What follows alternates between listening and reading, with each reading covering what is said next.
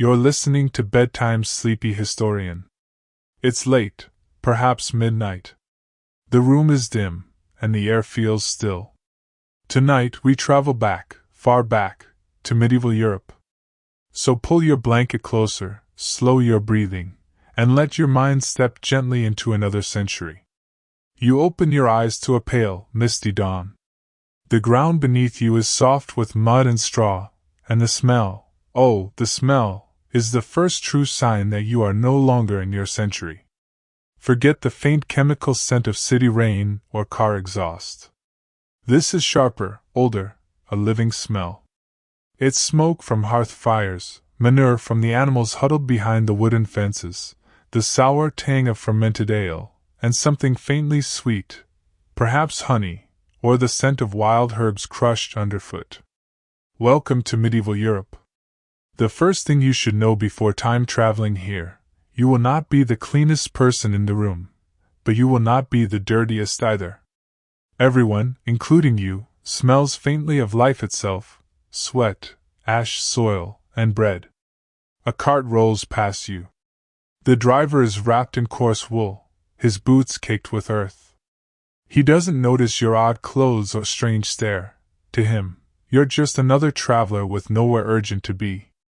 People move slowly here. The day begins with the sun and ends with it too. You hear chickens complaining near a fence. Somewhere behind you, a dog barks with great self-importance. A woman in a linen coif walks by carrying a bucket of water from the well, sloshing it as she goes.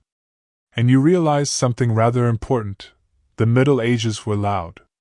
Not in the modern mechanical way, no engines, no hum of electricity, but in a human, alive sort of way. Every moment has sound, hammers clanging, roosters crowing, footsteps on uneven stone. Even silence feels full. You might feel disoriented, because there are no signs, no clocks, no glowing rectangles to tell you where or when you are. But that's the beauty of it. Time in the Middle Ages doesn't tick. It flows like honey from a spoon. You walk toward what looks like a market square. The cobbles are irregular and slippery with last night's rain. Wooden stalls are being set up, bread, onions, perhaps some eels if you're near England, or chestnuts if you've found yourself in the southern lands. A few children chase a chicken. An old man sharpens a knife against a stone that sings faintly with every stroke. It's hard not to be romantic about it. The light, the smells, the closeness of things. But before you get carried away, remember, you don't belong here. You don't speak the local dialect. You don't have a lord. And you certainly don't have the right coins jingling in your pocket. If you plan to survive your little medieval holiday, your first lesson is simple: blend in.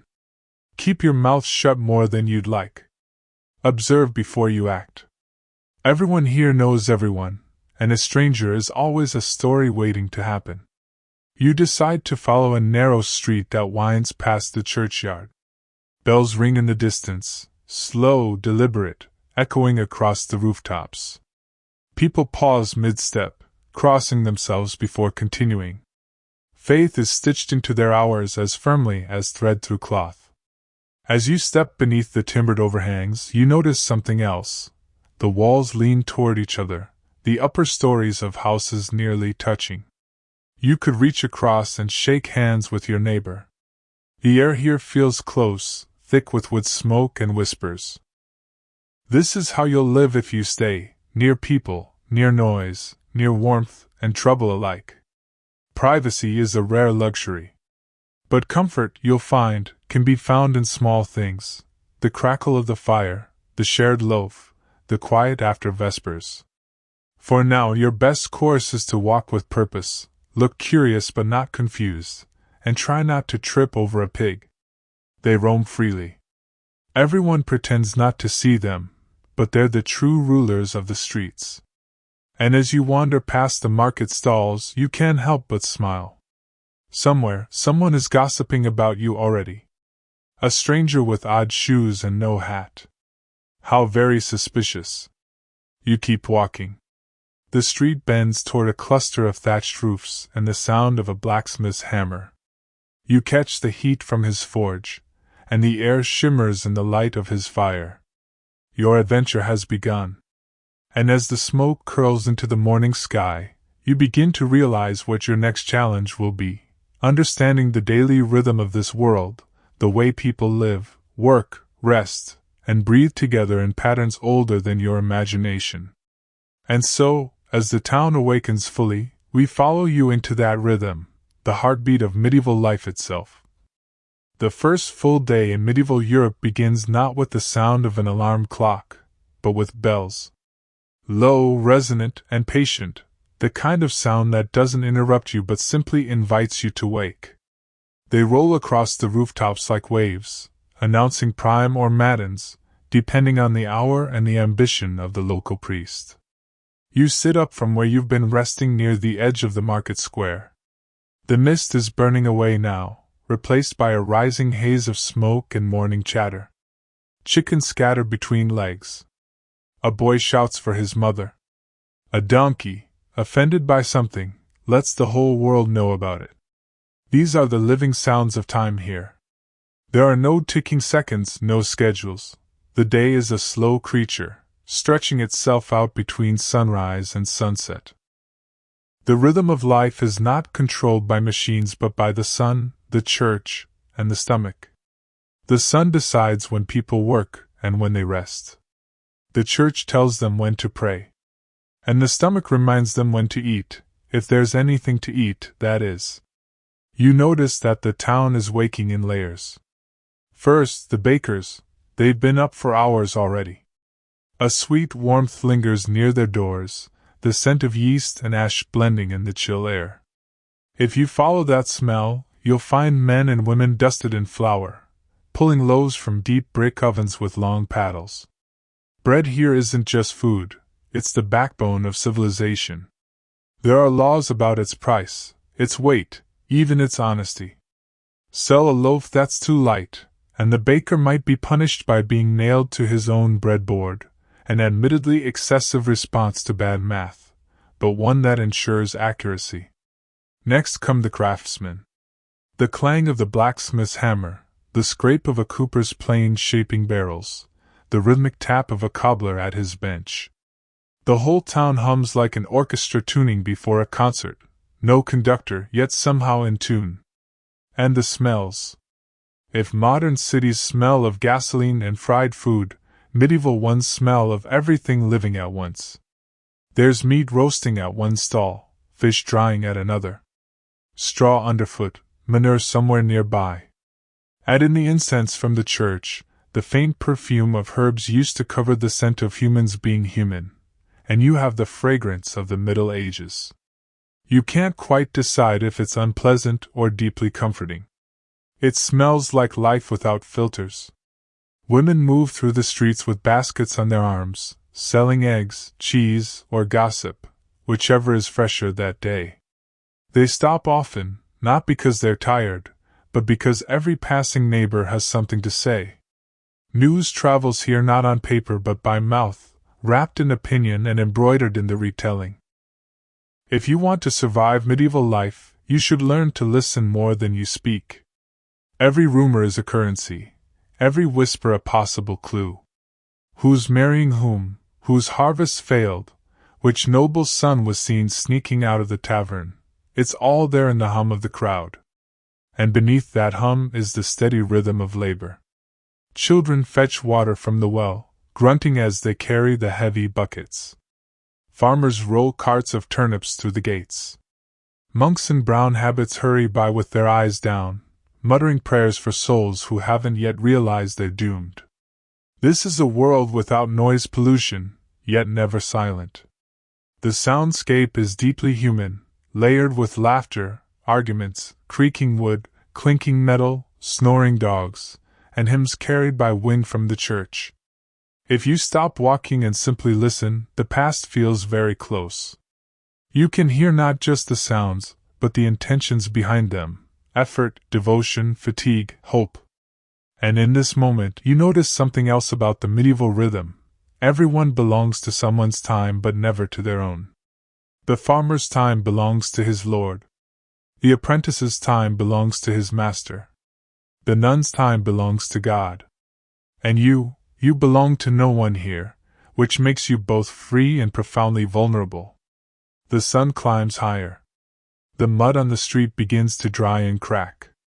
The town settles into its late morning calm, a lull between the frantic dawn and the midday stir. If you look closely, you'll see the town's true map, not the one of walls and gates, but the map of routine. Each soul moves in circles known to them, from home to work, to market, to church, and back again. Life here isn't about adventure but about repetition, comforting, steady, predictable. And yet there's beauty in that monotony. Each repetition is a heartbeat of survival, proof that the world, however dirty or difficult, keeps turning. You lean against the side of a timbered house. The wood is rough, warm from the morning sun. Somewhere nearby, someone laughs, the kind of laughter that makes you wish you knew the joke. You smile to yourself. Perhaps you'll learn it soon. But for now, as the day settles into its quiet rhythm, you realize something you hadn't before. If you want to truly understand this world, you must learn its hierarchies, the invisible ladders that shape who eats, who commands, and who simply endures. And so, as you follow a group of laborers carrying bundles of hay toward the manor on the hill, you begin to sense the next chapter of your lesson. Because in medieval Europe, knowing your place wasn't just important, it was survival itself. You follow the laborers uphill toward the manor, the morning sunlight glinting off their pitchforks like miniature banners of duty. They don't speak much, they don't need to. Their roles are carved into them as deeply as the ruts in the road. One of them glances at you, then looks away. Not in suspicion, exactly, more in quiet calculation. In this world, a stranger must be placed somewhere in the ladder. Are you a lord? A priest? A wanderer? Or worse, a beggar without a master? The Middle Ages loved order. Everything, and everyone, had a place. At the top sat the nobility, those born to titles, whose greatest struggle was often boredom. Their castles were not merely homes but symbols, great stone statements saying, "We are closer to God than you."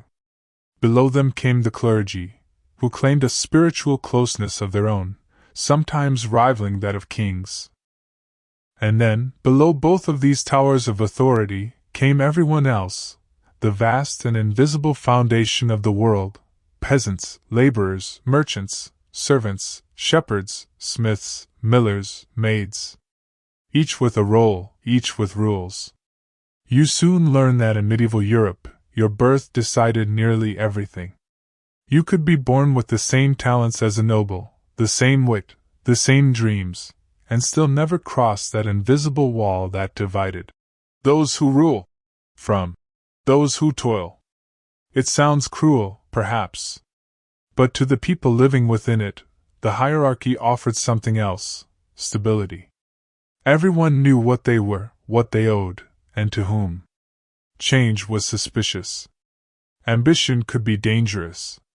A peasant who dreamed too loudly might be mistaken for a troublemaker, or a heretic. As you walk, the road grows smoother, packed with gravel rather than mud. That alone tells you you're nearing the land of someone important. The peasants' huts behind you fade into dots of thatch. Ahead, the manor's walls rise pale and proud against the sky, guarded by a single sleepy sentry. This, you realize, is how the world was divided, by distance, by elevation, by walls. The manor itself isn't as grand as the castles you might imagine. It's half fortress, half farm, a square courtyard surrounded by stone buildings. Chickens wander freely underfoot, reminding you that even wealth has feathers and dirt clinging to it. A steward passes you by, holding a ledger. He doesn't look at you, but you can sense that he's counting everything: the hay, the animals, the servants, perhaps even the clouds. Manors were machines of management. Every loaf of bread, every candle, every goose feather had its place in the great account of survival. Inside the walls, the peasants bow their heads when they speak to their lord, not necessarily out of reverence, but habit. Everyone has practiced submission from childhood. They know when to lower their eyes and when to listen for orders. And yet, in their silence, you notice something beautiful. There's pride there, quiet, unspoken pride. The peasant woman who spins wool faster than anyone in the village knows her worth. The shepherd who can name every sheep by sight, the smith whose ironwork keeps the carts rolling, each has a kind of dignity that the hierarchy never quite crushes. You stop to watch a young boy delivering a basket of apples to the manor kitchen. He moves carefully, head bowed, eyes down. But the moment he steps outside again, his shoulders straighten, and he whistles, a quick, defiant tune. Even here, the spirit of freedom hums just beneath the surface. If you're visiting medieval Europe, you must understand, the social pyramid isn't just about obedience. It's also about belonging. Everyone is woven into a web of obligations and protections. The lord owes his peasants safety. The peasants owe him labor. The priest owes them prayers. They owe him their trust. Break any strand of that web, and everything trembles. Of course, not everyone fits neatly into this order. Some live at its edges, outlaws, pilgrims, minstrels, and merchants. They move between worlds, tolerated yet distrusted, admired yet pitted. The merchant, especially, is a curious figure, rich in coin but poor in noble blood. To a medieval lord, that's like owning a horse made of gold but refusing to call it a horse. And women, too, occupy a strange space in this hierarchy, both central and invisible. They keep the fires, raise the children, weave the clothes, brew the ale, tend the gardens, and yet their names rarely make it to parchment. Still, their presence hums beneath every moment of the day. As noon approaches, the manor kitchen bursts into motion. Servants stir cauldrons, dogs linger hopefully under tables, and somewhere a lute begins to play a tune about a knight who fell in love with a baker's daughter. You smile. Even in this rigid world, the human heart refuses to follow orders. The peasants begin to eat their midday meal, thick bread, onions, maybe a bit of cheese if fortune smiles. The lord's family dines on the upper floor, roasted meat, sweet wine, and conversation about taxes disguised as polite laughter. You sit under a tree near the gate, nibbling a crust of bread offered by one of the workers. It's dense, heavy, satisfying. You chew slowly and think, for all the distance between ranks, everyone eats, sleeps, and worries the same. A bell rings again. The peasants rise, brushing crumbs from their laps. Work resumes without complaint. They don't need to be told what to do. They've been doing it for generations. The rhythm continues. And as you watch them fade into the fields, a slow-moving sea of wool and linen, you realize something deeper. The hierarchy isn't only social. It's spiritual. Heaven itself is imagined as a hierarchy. God above all, angels in ranks, humanity below, and the earth beneath our feet. To question hierarchy, then, was to question creation itself. You lean back against the tree trunk, listening to the rustle of leaves above. The afternoon sun flickers like candlelight through the branches. You begin to drift, half awake, half dreaming. In that drowsy space, you wonder what it would be like to step beyond this order, to meet those who stand outside it entirely. The wanderers, the monks, the healers, and those who live by their wits instead of their birth. And as your eyes grow heavy, you decide, that will be your next lesson. For to understand medieval Europe, you must learn what it means to live outside its rules. When you first imagine the Middle Ages, you might picture a world of mud, grime, and unwashed peasants, a fair assumption, though not quite fair to the peasants. They were not indifferent to cleanliness. They simply played a daily game with dirt, and often lost. You wake beneath the same tree where you dozed after lunch at the manor. The sun has shifted, and the air carries the scent of sweat and hay. a bee hums past your ear. It's a world that never feels sterile, but always alive. You stretch and stand, brushing straw from your clothes. A woman nearby fills a bucket from a small stream, humming softly. She splashes water on her arms, face, and neck, not a full bath, but a ritual of sorts. Everyone washes something every day, though washed is a generous word. Water itself is suspicious here. It's not the clean, pressurized kind that hums obediently from your modern faucet. Medieval water comes from wells, rivers, or barrels where it's been sitting long enough to have its own personality. People trust beer more than water, because it's boiled and blessed by barley. If you were clever, you'd drink ale at breakfast, ale at lunch, and perhaps weak ale before bed. It's hydrating, mildly disinfected, and pleasantly numbing if you accidentally hear too much gossip. Children drink it too, a family beverage of bubbly safety. Bathing, though rare, is not mythical. Most towns have bathhouses, at least the larger ones. Imagine a wooden hut smelling faintly of smoke and herbs, with steaming tubs where people soak, gossip, and sometimes flirt shamelessly under the guise of scrubbing.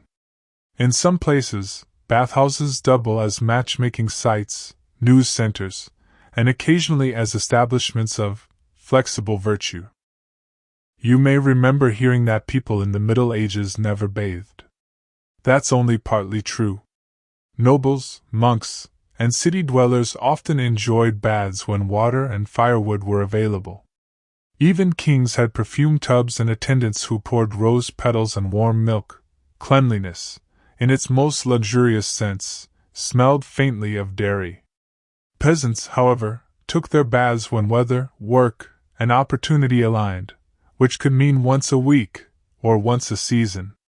Instead, they relied on small daily acts of cleansing, rinsing hands before meals, washing faces at dawn, and scrubbing their feet before sleep. Soap existed, though it was nothing like the scented bars of your era. It was often harsh, homemade from animal fat and lye, a mixture that could clean a tunic or remove your dignity in equal measure. In England, people sometimes used ash mixed with water. In France, they preferred olive oil-based soaps that left a faintly pleasant residue of civilization. For most, cleanliness was measured not by scent but by habit. A clean person was one who changed their linen shirt often, because linen absorbed sweat and oil. A fresh shirt meant a fresh soul, at least in appearance. If you wander near a monastery, you'll find a stricter rhythm. Monks wash hands before every meal, faces each morning, and feet once a week, not merely for hygiene, but humility. The communal washing basins, carved from stone, glisten in the dim cloisters like shallow ponds of discipline. But health, in the medieval sense, was not simply about washing. It was about balance, the harmony of humors within the body: blood, phlegm, yellow bile, and black bile. Fall ill, and the physician might tell you that your bile has become melancholy or that your blood is too warm for your temperament. The treatments? Bleeding, leeches, purgatives, and prayers. Sometimes they worked, sometimes the patient worked less afterward. You wander through the town again and spot the barber-surgeon, a man with steady hands and questionable instruments. His shop sign shows a red and white pole, the same symbol that survives on modern barbershops. In this world, the barber cuts hair, lances boils, and extracts teeth with equal confidence. His patients leave either lighter or holier, depending on which organ he touches. You pass a small apothecary stall, its shelves lined with jars of strange contents: dried roots, crushed beetles, powdered horns. Remedies here are half science, half poetry. If you have a headache, a healer might give you ground sage mixed with vinegar. For melancholy, a walk in fresh air. For plague, well, prayers and luck. Speaking of plague, it has not yet arrived in full horror, but its shadow lingers. People already whisper about unseen airs, bad vapors, divine punishment. When sickness sweeps through, towns fill with the smell of herbs and fear. But not all medicine is gloomy. Some healers are skilled midwives, herbalists, or wise women whose knowledge passes quietly through generations. They read plants like you read text messages, every leaf sending a hint, a cure, a comfort.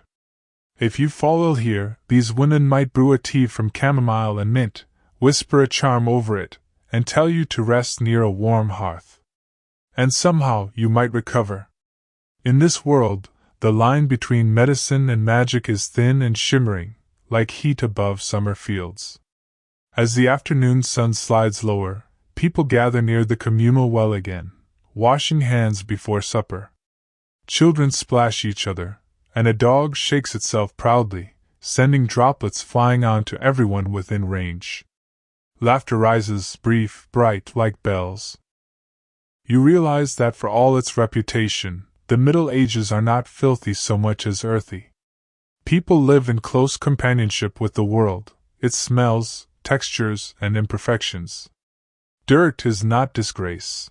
It's proof of work done, meals shared, lives lived in the open air.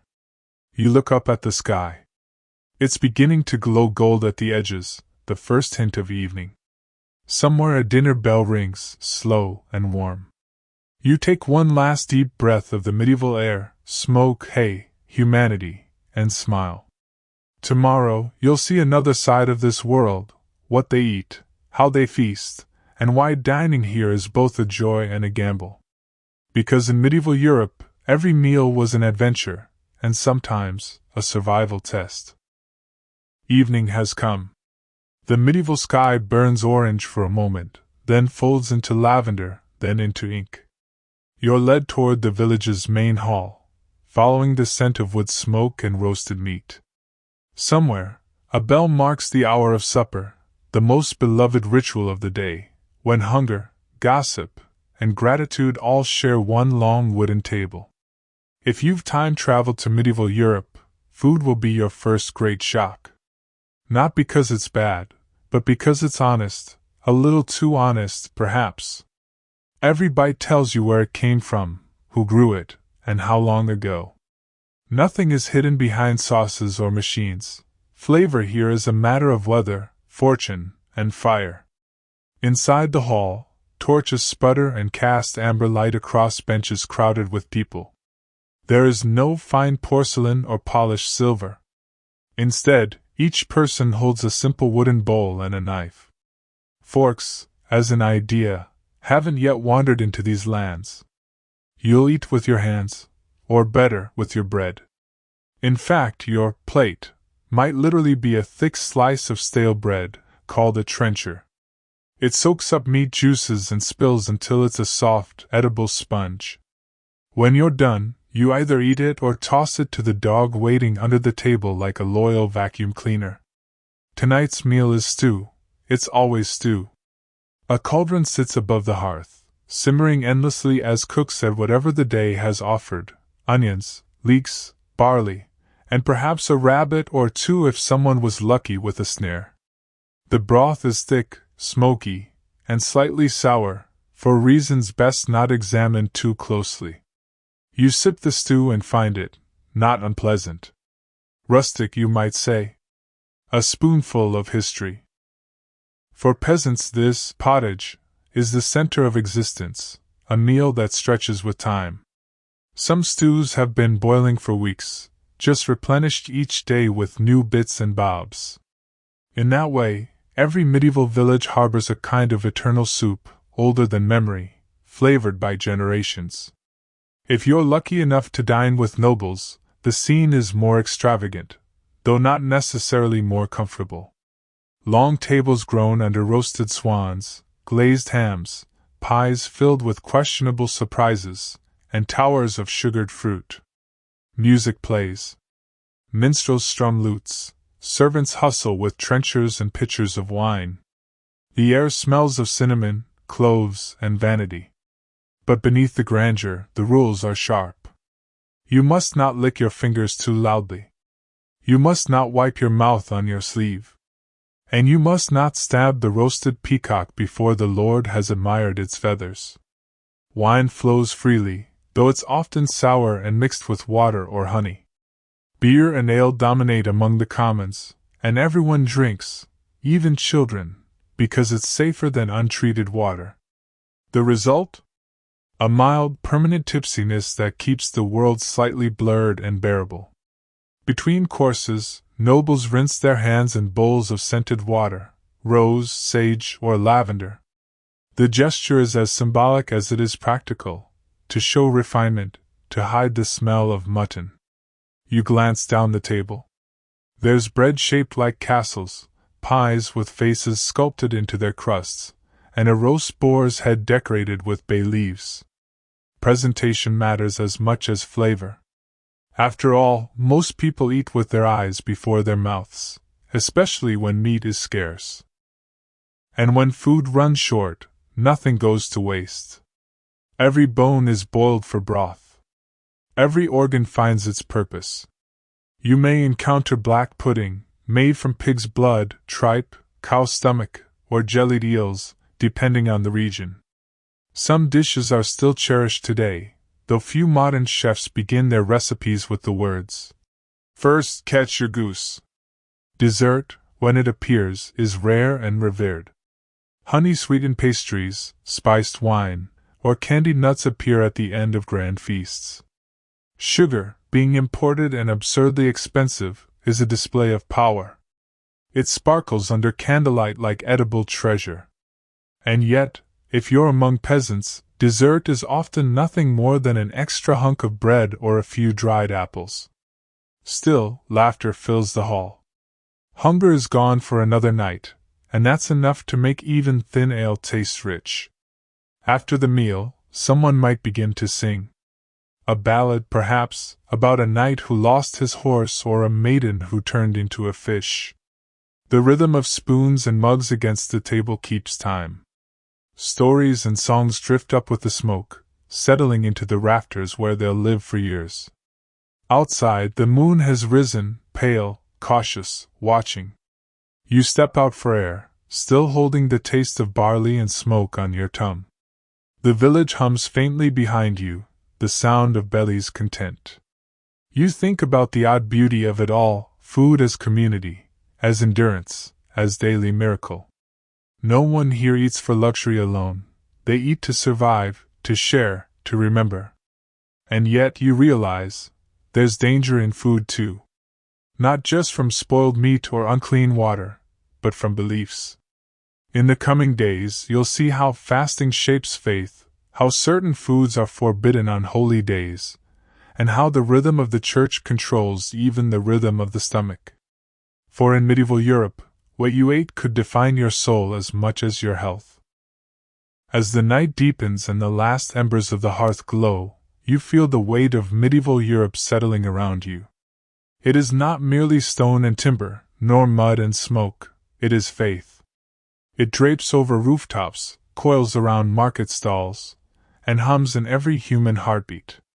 Religion here is not something you switch on or off. It is constant, unavoidable, and deeply intertwined with daily life. Each hour carries a call to prayer, each day a rhythm set by saints and solemn observances. Monks chant in distant abbeys. Bells toll from every church tower, echoing across hills and valleys, marking hours as if the world itself were a great clock tuned to heaven. Your first lesson in this world of devotion: time is measured by God and the Church. The day begins with matins, long before dawn, the monks' voices rising like mist across the fields. By sunrise comes prime, a short prayer to welcome the light. Midday brings terce, then sext, none, and finally vespers at sunset. For those outside the cloister, bells serve as reminders, but they are followed with obedience born of habit rather than fear. Food and faith are tightly entwined. Every person knows the sacred rules: which days demand fasting, which foods are forbidden, and which hours are blessed for indulgence. Meat is a luxury often reserved for feast days. Fish and grains dominate the diet on abstinent days. Lent is particularly severe, a stretch of weeks where the stomach must echo the spirit's humility. You watch villagers moving through the streets during a fast. They carry modest baskets of vegetables and salted fish, and yet their faces show neither despair nor hunger. Fasting is a ritual of patience and social conformity, a shared endurance that binds the community. Hunger is transformed into virtue. Even nobles observe these rhythms. A lord might sip watered wine while listening to a priest read from Scripture, chewing on a piece of bread in silent penance. The church calendar shapes not only the stomach but the entire social order, dictating work schedules, festivals, and legal proceedings. Attempting to ignore it is unwise, both dangerous socially and spiritually.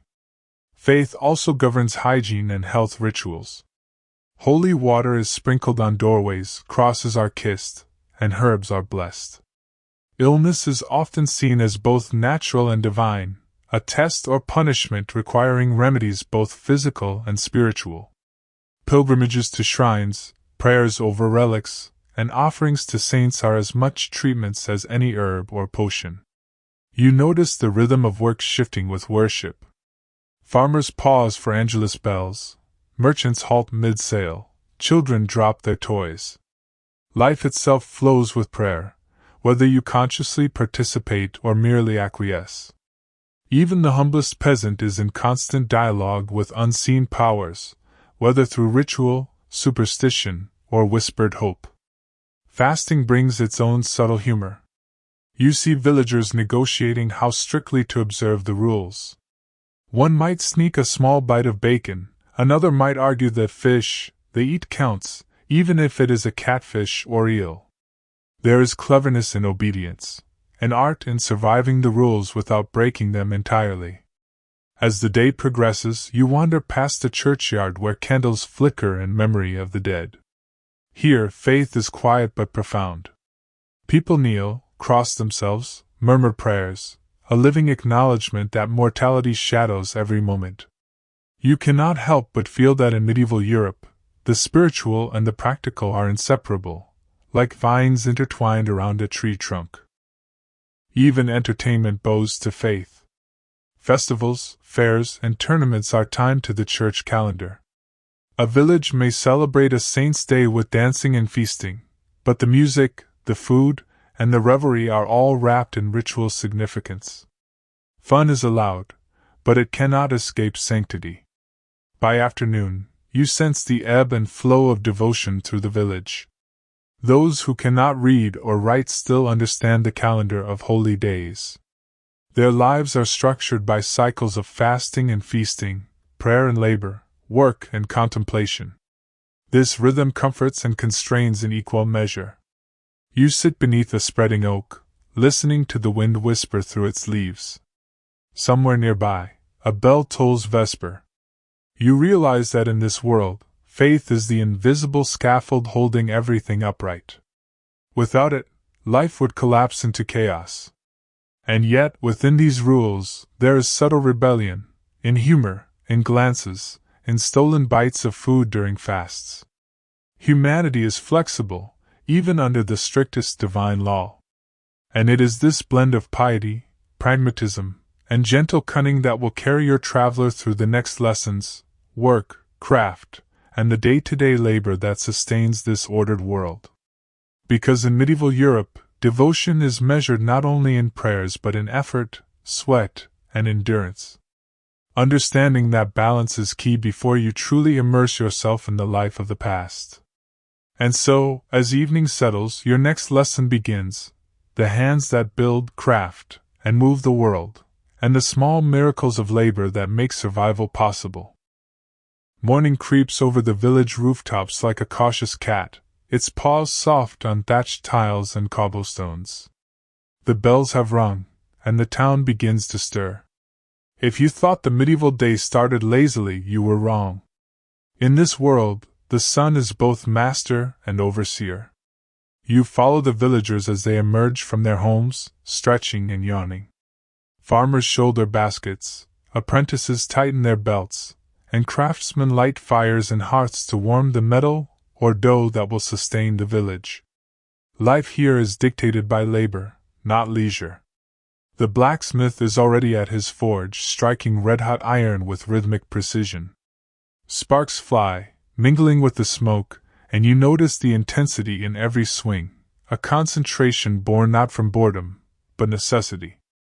Every horseshoe hammered, every blade forged, every hinge shaped determines survival. One weak link, and a cart collapses, a horse falters, or a defense fails. Nearby, the cooper is at work, shaping wooden staves into barrels. His hands are skilled and deliberate, moving with knowledge passed through generations. He taps, bends, and pins with soft grunts of satisfaction, each movement part ritual, part practical magic. His barrels will hold ale, grain, or salted fish, lifelines of preservation in a world without refrigeration. Children begin to wander into the streets, some carrying small loads to assist their parents, others sent on errands to the market. Their tiny hands and nimble feet allow them to traverse alleys that adults cannot navigate quickly. Even the youngest have purpose. In medieval Europe, idleness is rare and often dangerous. The market square is alive now, a place of color, noise, and motion. Wooden stalls display pottery, cloth, herbs, and fresh produce. Merchants shout, trying to draw attention to the quality of their goods. Buyers haggle, weaving stories of value, scarcity, and necessity into every coin exchanged. Each trade is a negotiation, a balance between survival and social grace. You notice the subtle hierarchy here too. Certain craftsmen command respect beyond their immediate skill, the master smith, the master mason, or the experienced weaver.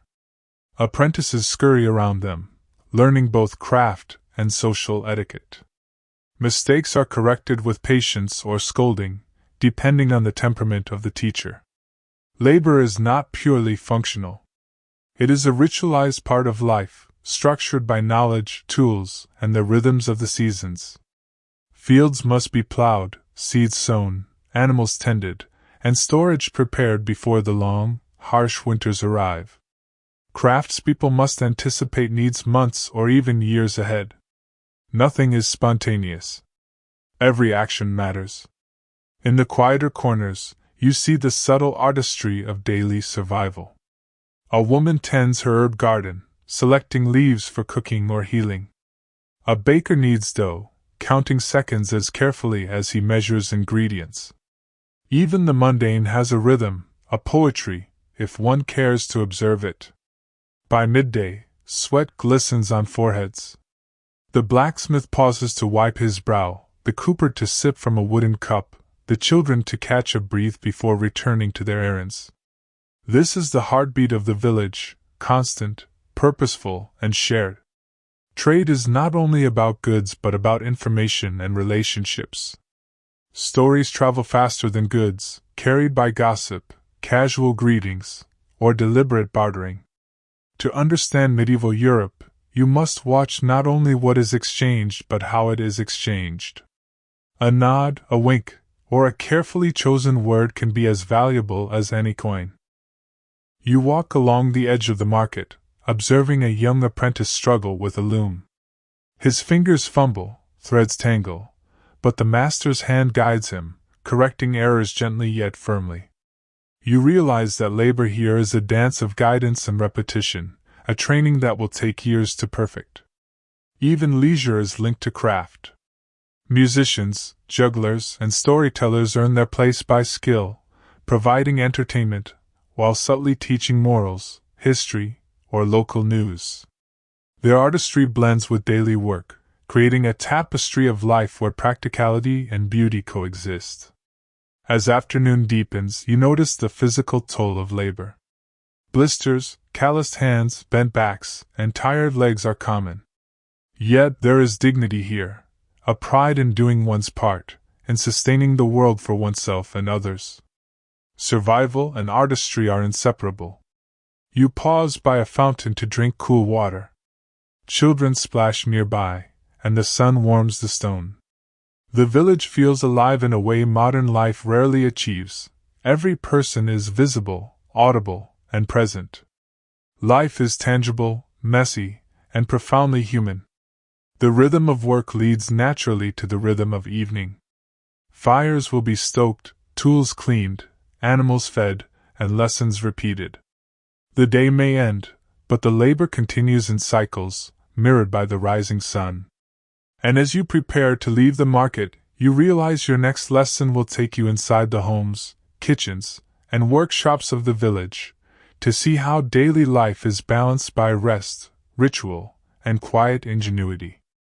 For in medieval Europe, the world turns not by kings alone, but by every hand, every trade, and every tireless effort of the living.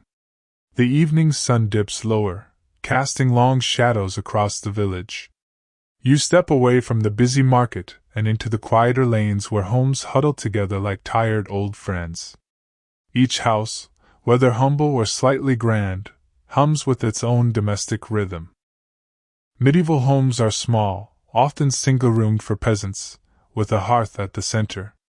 The fire is more than warmth, it is the heartbeat of the household, the source of heat, light, and nourishment. Smoke rises through a hole in the roof or a chimney, curling toward the sky like a whispered secret.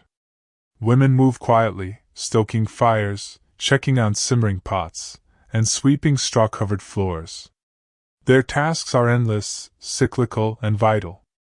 Every action serves both survival and community. A clean hearth keeps the smoke manageable. A well-tended pot feeds hungry mouths. A neatly swept floor discourages vermin. Children, barefoot and curious, chase each other around tables and benches. Their laughter bounces against walls, a reminder that even work-filled days have room for play. Some sit near the fire, practicing small chores or learning spells of domestic skill from their mothers, washing, spinning, tending animals, preparing herbs. Every lesson is practical, every repetition ensures survival. Food preparation dominates much of daily life. Large pots bubble over fires, filling the air with aromas both comforting and pungent: onions, cabbage, dried fish, and occasionally the rare roasted fowl. The family's diet is plain but rhythmic: a simple stew, bread, cheese, and preserved vegetables. On feast days, special dishes emerge, flavored with honey, spices, and a touch of ceremony. You notice the tools of domestic labor are clever in their simplicity. A wooden churn spins cream into butter, a stone grinding wheel crushes grains into flour, a spindle twists fibers into thread. Every household item carries a history of use, repair, and adaptation. Ingenuity thrives in scarcity, and efficiency is admired quietly as a form of subtle genius. Water is carried from wells in buckets, often by women and children alike.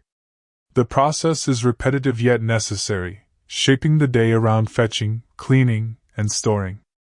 Tasks like laundry, dishwashing, and sweeping are constant, forming a rhythm that blends practicality with quiet meditation. Even the storage of goods reflects cleverness. Food is preserved through smoking, salting, drying, or burying in cool cellars. Herbs are hung from beams, drying slowly in fragrant bunches, ready for use in cooking or healing. The household is a miniature ecosystem, every item and task interconnected, every movement purposeful. At night, the household gathers near the hearth. Stories are told, small lessons are passed, and the fire's glow softens the world's edges. Sometimes, a lute or flute provides gentle accompaniment to tales of knights, saints, or local heroes. Music and storytelling are as essential to the household as bread and water, nourishment for the mind and spirit. Privacy is rare but cherished. Even in crowded homes, small corners or moments of quiet are treasured: a mother tending a sick child, a teenager practicing a secret craft, or a father quietly mending a tool while thinking of distant fields. Life is communal, yet humans still crave solitude, finding ways to carve it out amidst the constant motion. The rhythms of work and home life are mirrored in the cycles of seasons. Winter brings long nights and indoor labor, mending clothes, preserving food, and spinning yarn. Spring awakens the fields, requiring planting, cleaning, and preparation. Summer and autumn are full of harvesting, trading, and preparing for the cold to come again. Life is predictable, yet never dull, a continuous dance between effort and necessity. Animals are central to domestic routines. Chickens cluck in corners, pigs wallow near huts, dogs sleep near the hearth, and cats patrol for mice. Humans and animals share space and purpose, a subtle cooperation that ensures survival for both species. Even the smallest acts, kneading dough, washing a floor, or spinning thread, carry significance. Each motion reinforces connection, order, and rhythm. The Middle Ages may seem chaotic from a distance, but up close, life hums with a steady pulse. As night deepens, the household settles. Fires dim, animals find their places, and people curl in their straw beds or pallets. The day's work is done, yet tomorrow will begin anew, and the cycle continues. And you realize, walking away from the hearth into the dim streets, that survival in medieval Europe is as much about rhythm, ingenuity, and small gestures as it is about courage, strength, or status. Tomorrow, you'll witness the social rituals beyond the home, the fairs, markets, and village gatherings where community bonds are forged, challenged, and celebrated. The sun climbs lazily over the horizon, spilling gold across fields and rooftops. The village awakens, but today is different. Today, the rhythm of work is interrupted by celebration. Bells toll in irregular bursts, signaling the start of a fair, a rare, treasured interruption in the otherwise orderly cycle of labor. Fairs are a sensory feast. Wooden stalls, colorful banners, and hand-painted signs fill the village square. Merchants from nearby towns bring wares, dyed cloths, pottery, spices, and trinkets crafted with care and pride. The smells are intoxicating: fresh bread, roasted meats, dried herbs, and the faint, acrid scent of animals pressed together in temporary pens. Music flows through the crowd.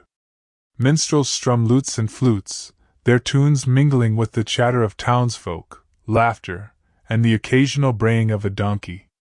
Jugglers toss pins and balls, showing skill and daring. Children follow the performers with wide eyes, occasionally tripping over each other in excitement. Fairs are more than commerce. They are social glue, a place where people meet, share news, negotiate alliances, and exchange gossip.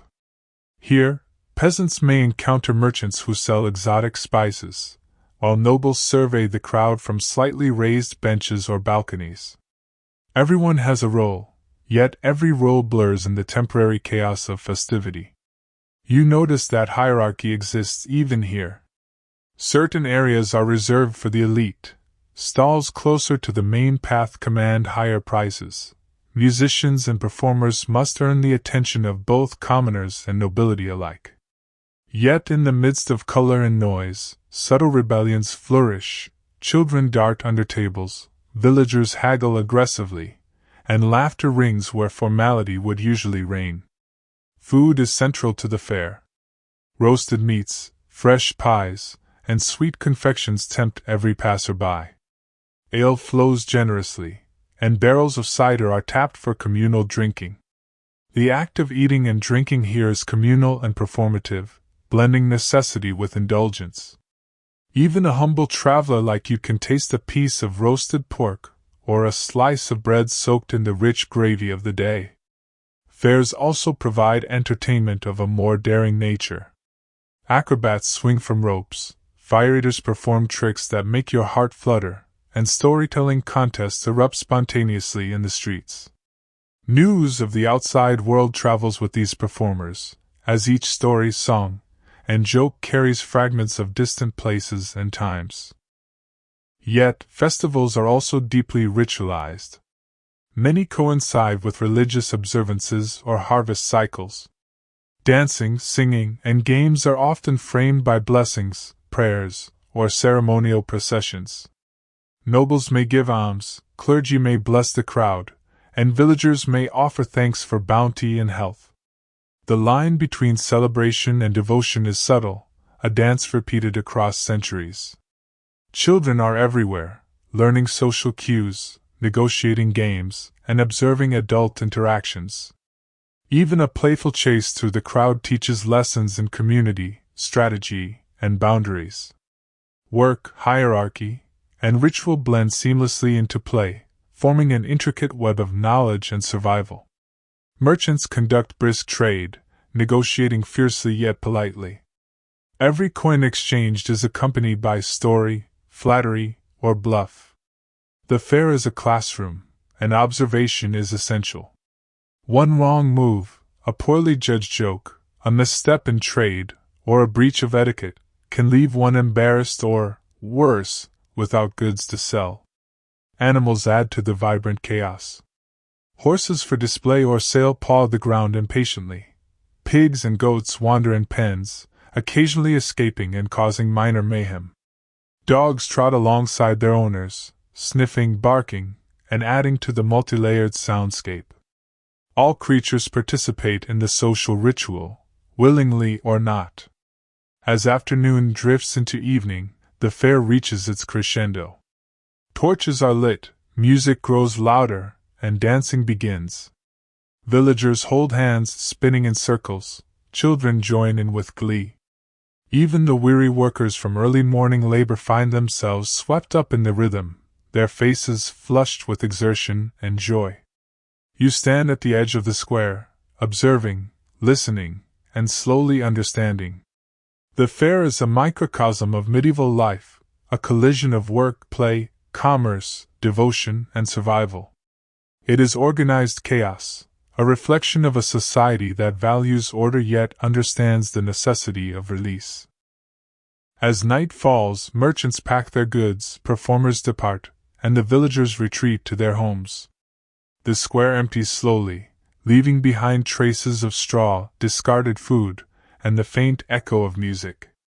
Tomorrow, the market will resume, life will settle into routine, and work will reclaim its rhythm.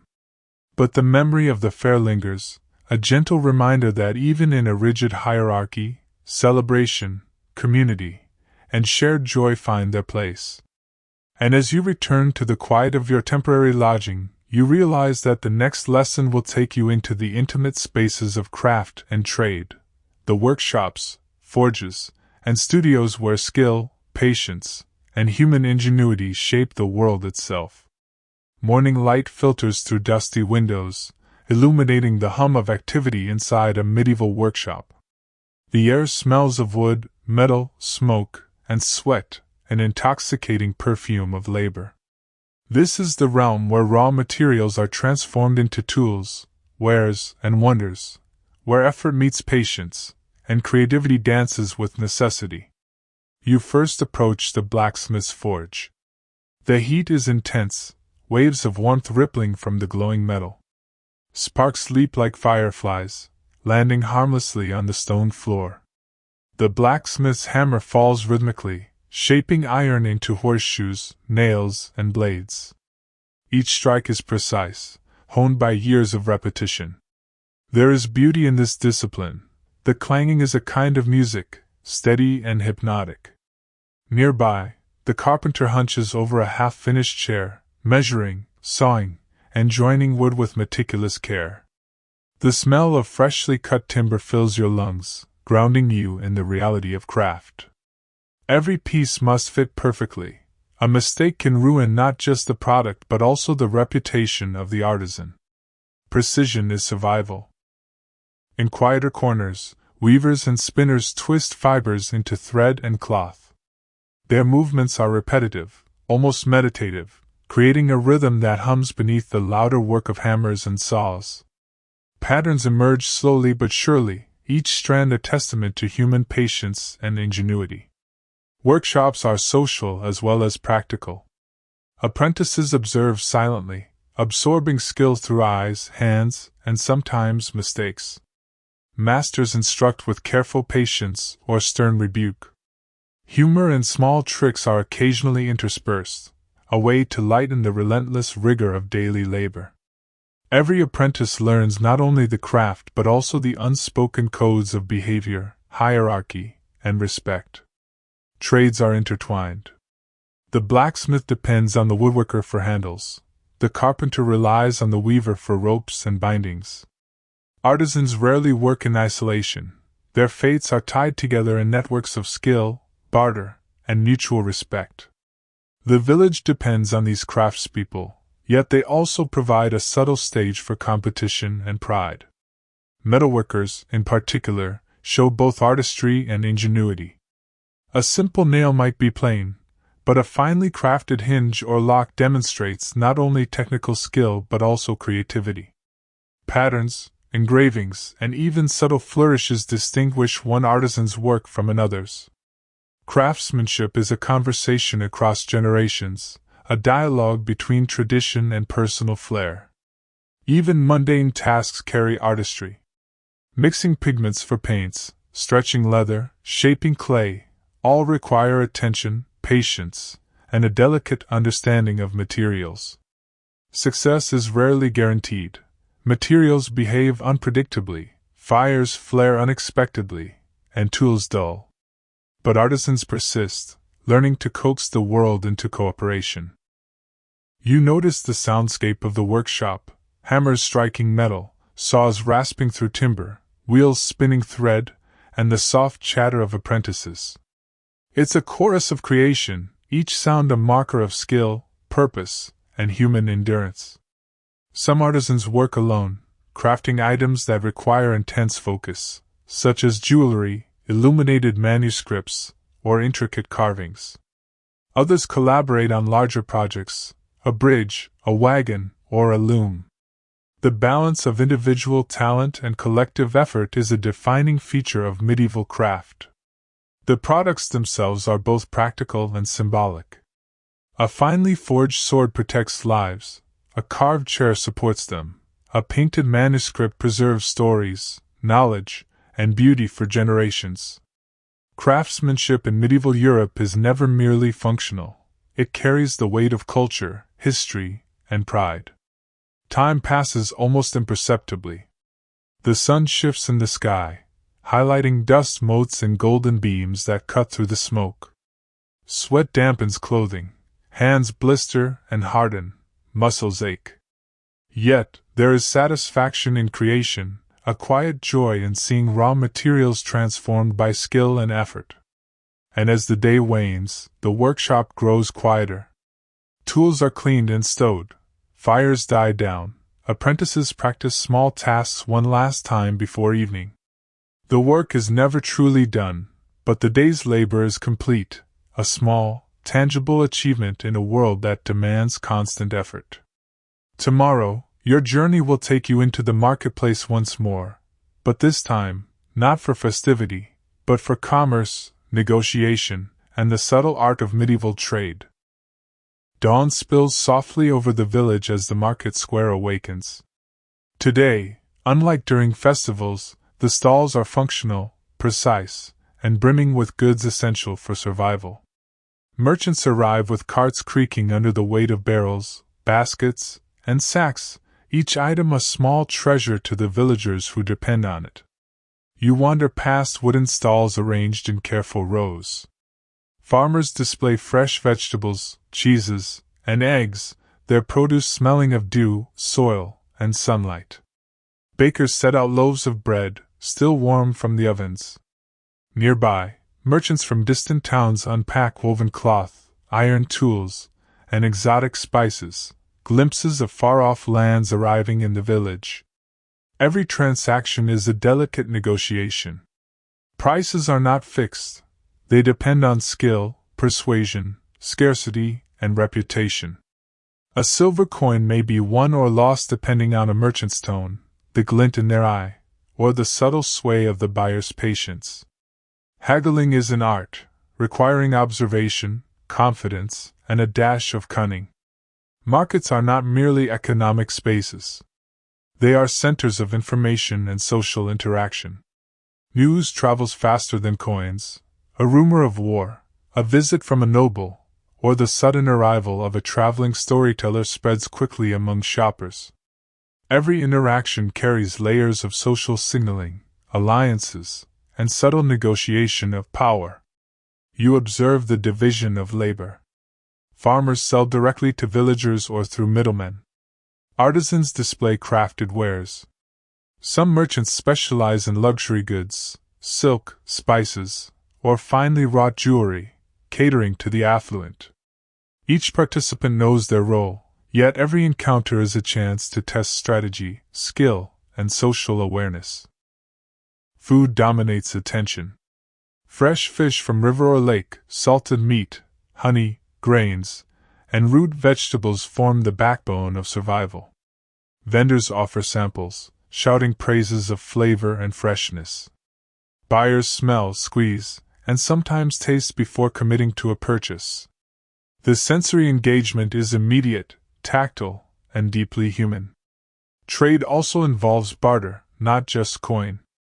A basket of eggs might be exchanged for wool, a piece of iron for a length of cloth.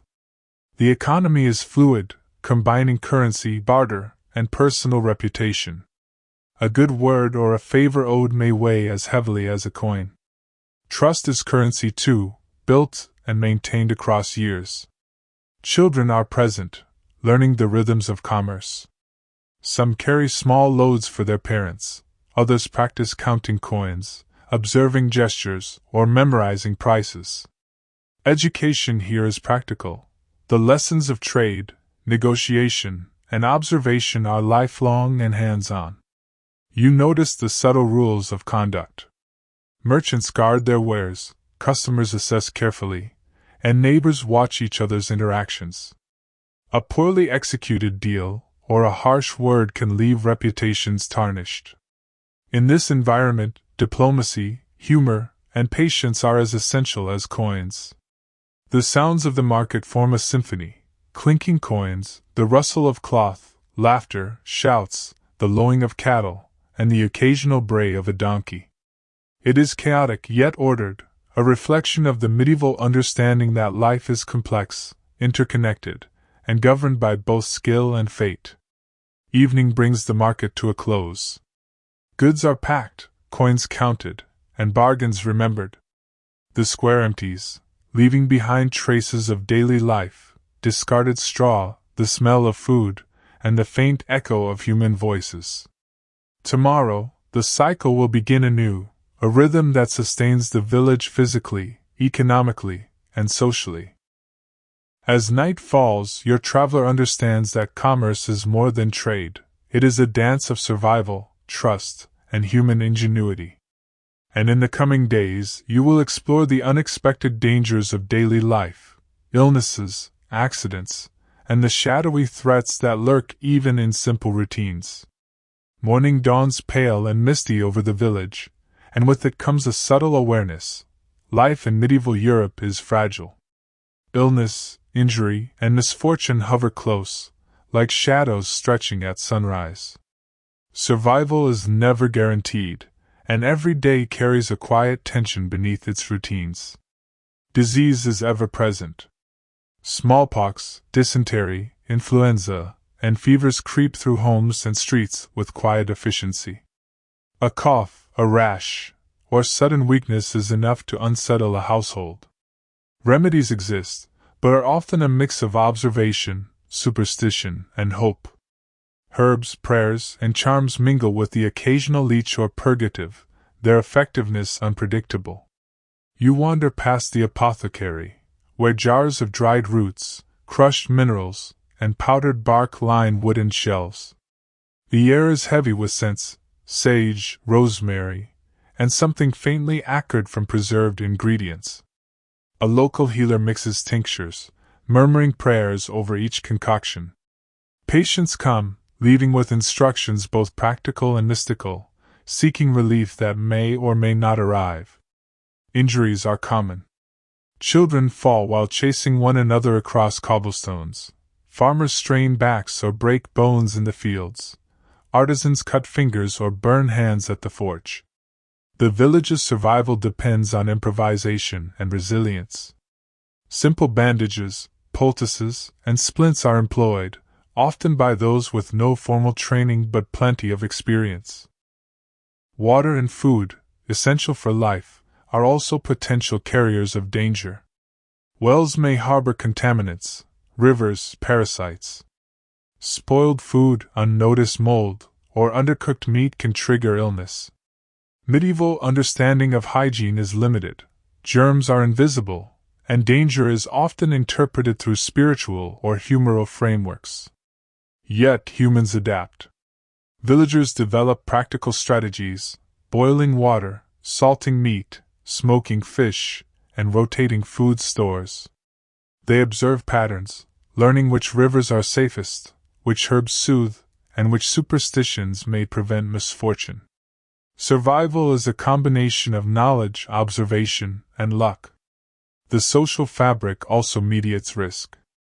Communities care for the ill, sharing remedies, labor, and shelter. Charity is a practical as well as spiritual necessity. A sick neighbor cannot farm or trade, and their survival affects the village's overall well-being. Even small acts of kindness carry the weight of survival for all. Accidents lurk everywhere.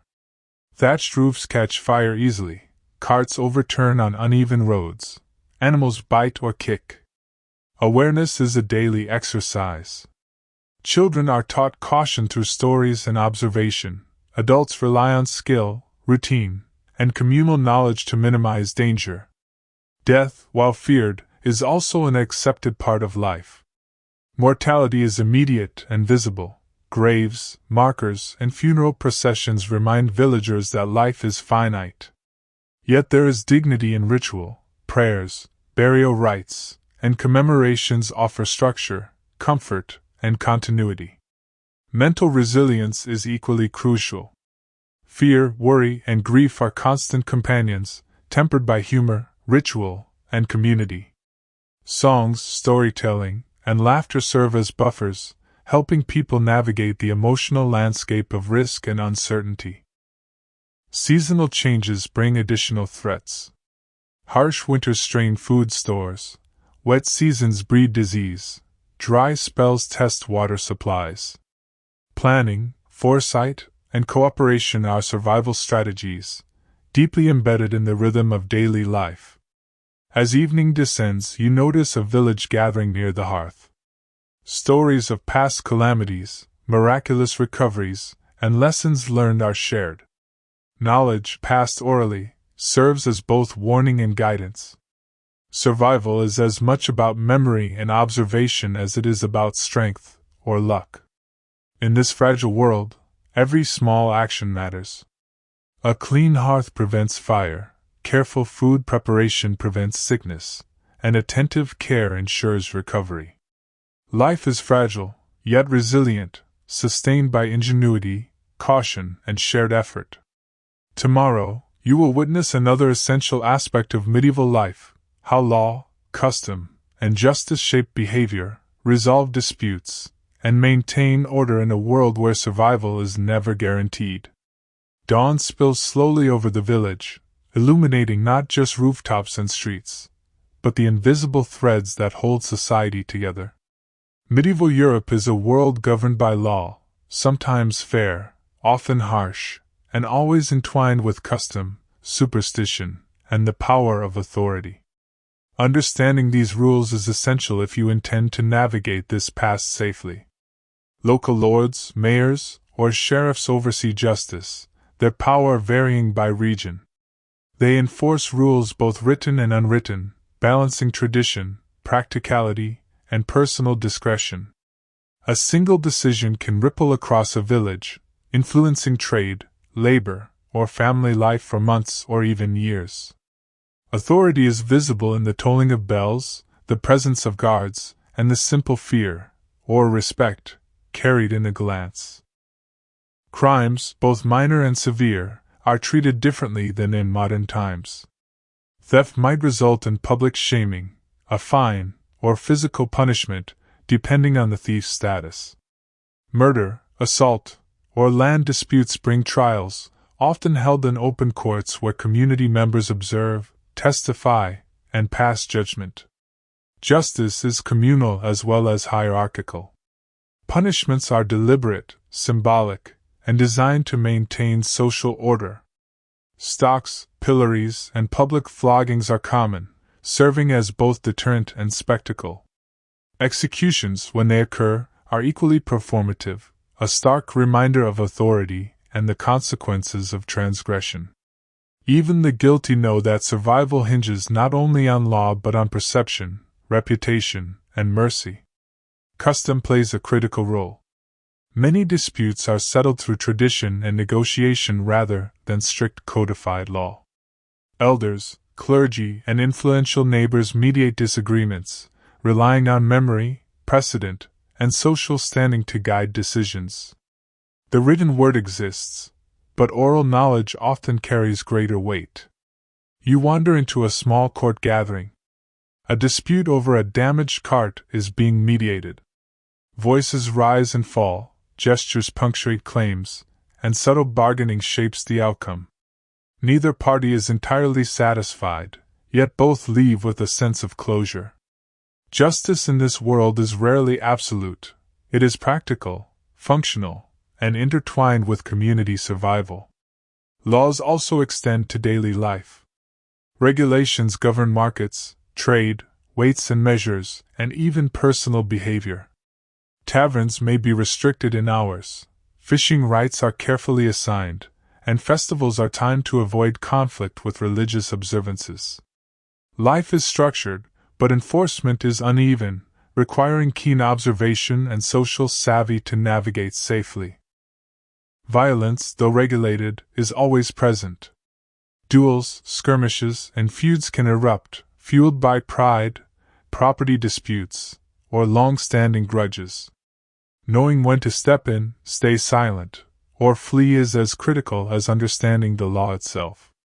Survival depends on discernment, diplomacy, and occasionally, discretion. Even children learn the rules. Games, chores, and apprenticeships are small exercises in hierarchy, fairness, and consequence. They observe elders negotiating, punishing, or forgiving, a subtle curriculum in human behavior that will guide them into adulthood. Religion reinforces law and morality. Church courts often adjudicate moral or spiritual matters, such as marriage disputes, blasphemy, or violations of fasts. Clergy wield influence as both judges and moral guides, ensuring that secular authority and divine order align, at least in theory. Despite the rigidity, medieval law is also flexible. Mercy, reputation, negotiation, and circumstance can sway outcomes. A lord might pardon a minor theft to maintain loyalty, or reduce punishment for a repentant peasant. Justice is both a tool of order and a reflection of the complex humanity it governs. As evening falls, you notice villagers reflecting quietly on disputes, reconciliations, and minor victories of daily lawfulness. Order may be enforced through fear, tradition, or negotiation, but it is maintained collectively, by both authority and community. Tomorrow, you will witness the interplay of leisure and belief, how games, music, and festivals provide relief, education, and continuity in a world structured by labor, law, and faith. The sun rises gently, casting a warm glow over the village and its surrounding fields. Work continues, of course, but a softer rhythm hums beneath the labor, the rhythm of leisure, culture, and human delight. Music, games, and festivals are as essential to life as bread and water, providing relief, instruction, and social cohesion. Music is everywhere, subtle and constant. Minstrels strum lutes near taverns, monks chant in distant abbeys, and children hum tunes while running errands or tending animals. Songs serve multiple purposes. They entertain, instruct, commemorate, and sometimes convey gossip. Even the simplest melody carries layers of meaning, woven into the fabric of daily life. In taverns, musicians play for coins or favors. Drums, flutes, and stringed instruments accompany laughter, conversation, and the occasional argument. Music shapes the mood, signaling feasts, games, or important announcements. Even the poorest villager absorbs rhythm, melody, and story as part of their existence. Games occupy both the young and old. Children play tag, hide and seek, or simple ball games, learning agility, strategy, and social cues. Adults engage in board games, dice, or betting contests, using them to practice negotiation, probability, and observation. Games teach as much as they entertain, lessons in patience, cunning, and social interaction. Festivals, often tied to religious or seasonal events, create temporary worlds of exuberance. Villagers dress in their finest, stalls overflow with food and drink, and performers fill streets with juggling, acrobatics, and storytelling. Even the most rigid social hierarchies soften during these times, allowing mingling, laughter, and shared delight across class boundaries. Food is central to leisure as it is to work. During festivals, roasted meats, pastries, and sweet confections appear. Ale and cider flow freely. Eating becomes a communal experience, a ritual of joy and indulgence. Sharing meals strengthens social bonds, and even minor acts, like offering a piece of bread to a neighbor, carry significance. Storytelling, intertwined with music and games, is both entertainment and education. Tales of heroic knights, clever merchants, or clever tricks by saints circulate, teaching moral lessons, preserving history, and connecting generations.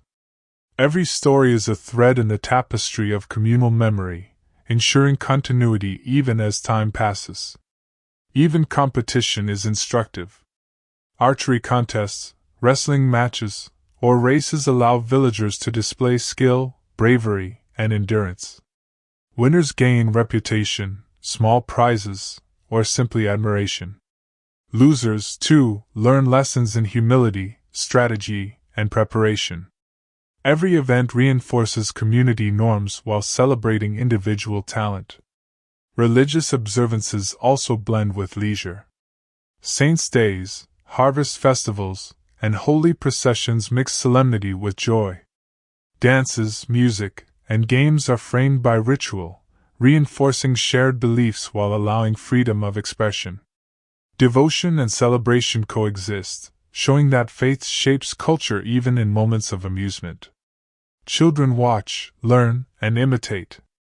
Their play mirrors adult life, negotiation, competition, strategy, and cooperation. Through games, they absorb subtle lessons about hierarchy, fairness, and human interaction. Play is preparation for adulthood, as essential as work or education. As dusk falls, torches are lit, music softens, and the village settles. Laughter fades into the evening hush, and performers pack their instruments. The joy of the day lingers like the scent of wood smoke, leaving a subtle imprint on the memory of all who participated. You realize that in medieval Europe, leisure is not frivolous. Music, games, and festivals maintain social cohesion, teach essential skills, and offer respite. They remind the community of shared values, collective identity, and the pleasures of living, even amid labor, risk, and hierarchy. Tomorrow, your journey will lead you to the spiritual and mystical, to churches, chapels, and sacred spaces where faith, art, and daily life converge. Morning light filters through the stained glass windows of the village church, scattering colors onto stone floors worn smooth by generations of footsteps. Here, in this quiet, sacred space, the rhythm of medieval life converges. Labor, law, leisure, and community all bow to the overarching cadence of faith. The church is more than a building, it is the heartbeat of the village. Bells toll to mark the hours, calling the faithful to prayer, reminding villagers of sacred observances, and signaling events both joyous and somber. Its presence is constant, a silent overseer of morality, rhythm, and order. You notice parishioners arriving from all corners of the village. Farmers, craftsmen, merchants, and children converge, their steps echoing softly on the stone. Some bring offerings, coins, eggs, bread, or handcrafted items. Others come simply to witness, reflect, or seek comfort. Participation is as much social as spiritual. Inside, the air is tinged with the scent of incense, burning slowly in ornate censers. Candles flicker along the altar, their light dancing over carved wooden pews and stone walls. The imagery of saints, biblical scenes, and local miracles fills every corner, serving both education and inspiration. Even the illiterate learn stories and morals through images and ritual. Daily faith structures life. Morning prayers, Mass, and Vespers punctuate labor, meals, and rest. Fasting, confession, and ritual attendance shape behavior, discipline, and social interaction. Religion is not separate from life, it is woven into every movement, decision, and thought. Pilgrimages, though rare for ordinary villagers, connect the local to the universal. Tales of distant shrines, miraculous healings, and saintly interventions circulate through sermons, stories, and songs. These narratives expand the imagination, intertwining local experience with the broader spiritual landscape of Europe. Even mundane tasks acquire sacred resonance. Baking bread, tending animals, or crafting goods can be acts of devotion when performed with mindfulness and prayer. Labor becomes ritual, and survival is suffused with spiritual significance. Clergy, from priests to monks, are guides, teachers, and enforcers of moral law. They educate children, counsel adults, and arbitrate disputes. Their authority blends spiritual insight with practical knowledge, ensuring that faith is both lived and observed. Festivals and holy days transform the church into a center of joy and communal celebration. Processions, music, and feasts are framed by liturgy and ritual, blending devotion with festivity. Even the most rigid hierarchies soften during these times, allowing social bonds to strengthen and collective identity to flourish. You notice the subtle ways faith intersects with daily survival. Blessings are sought for fields, animals, and tools. Prayers accompany meals, journeys, and decisions.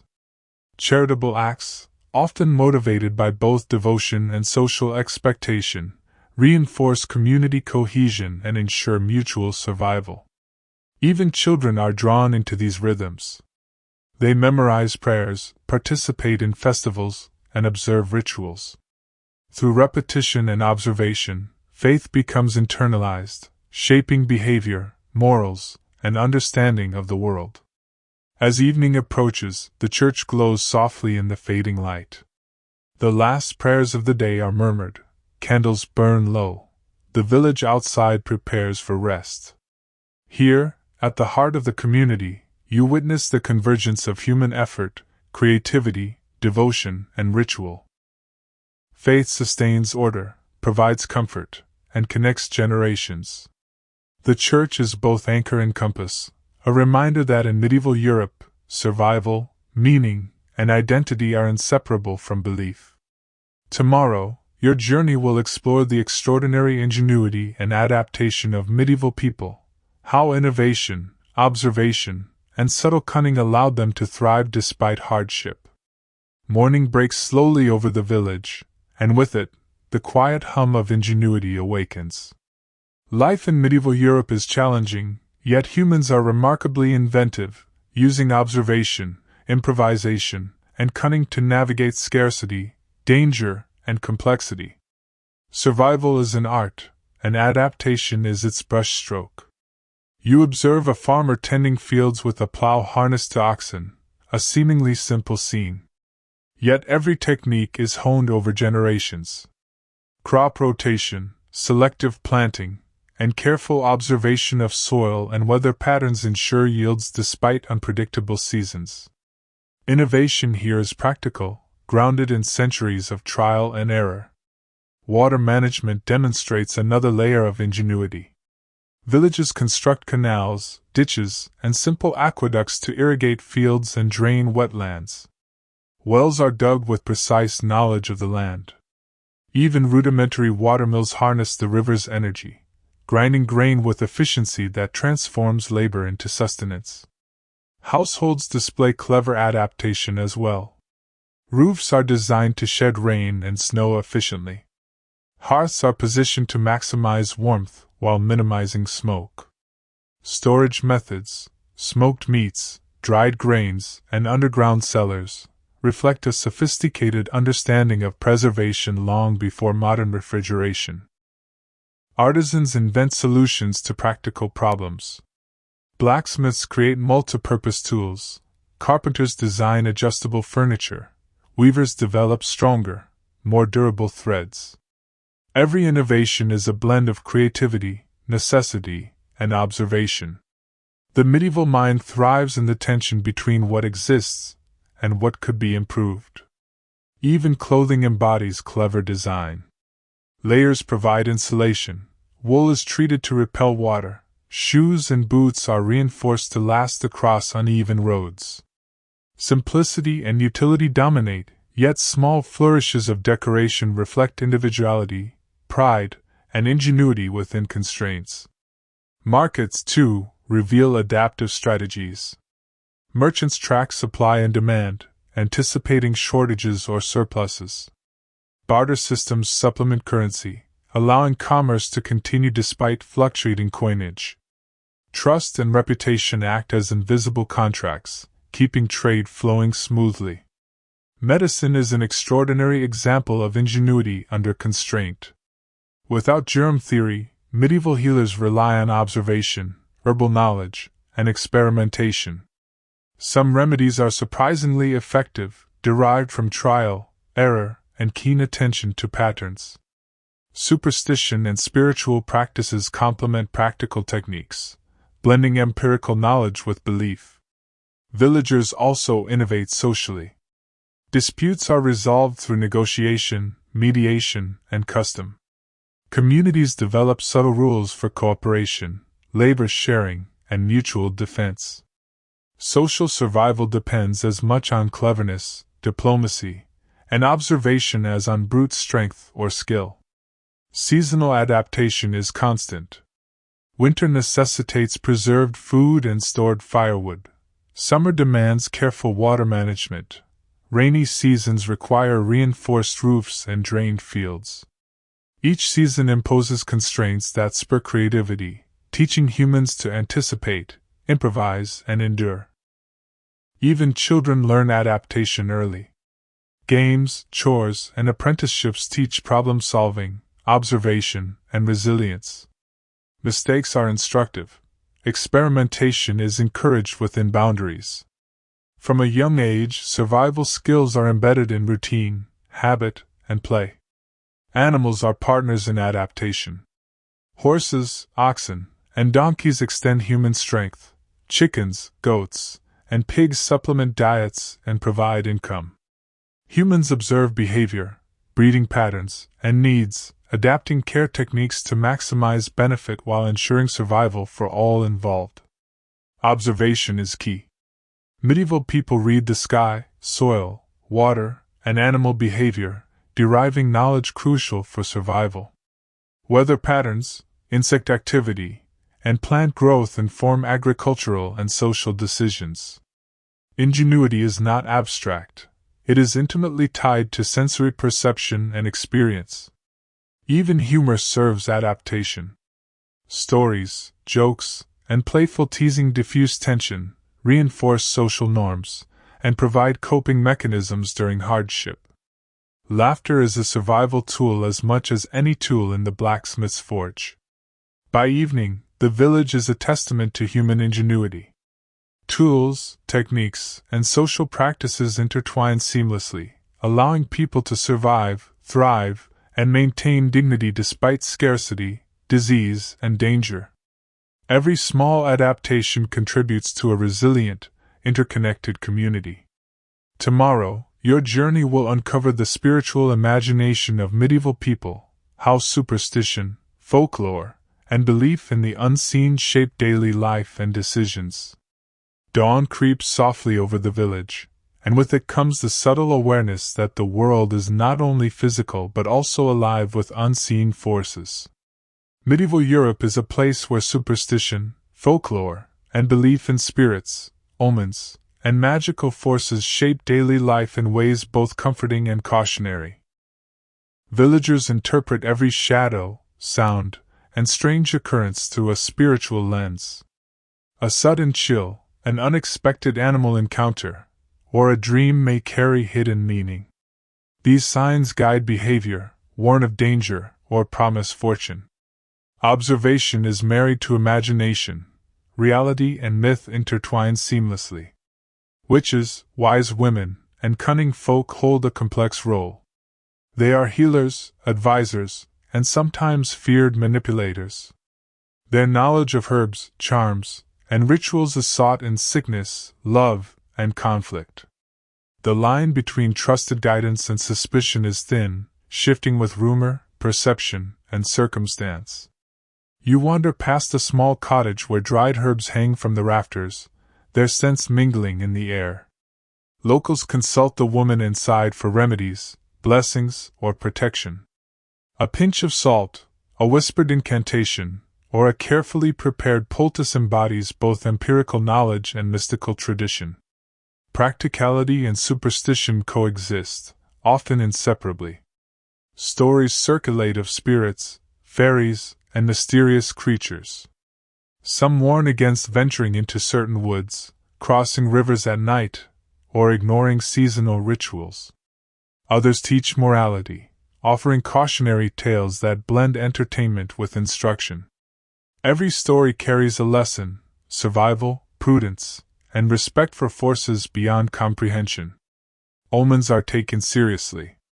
The flight of birds, the sudden appearance of a black cat, or an unusual pattern in the stars may guide decisions about planting, travel, or personal relationships. Even nobles consult astrologers, diviners, and dream interpreters. Belief in the unseen is democratized. From peasants to kings, all navigate the world with a mixture of observation and imagination. Religious practices intertwine with superstition.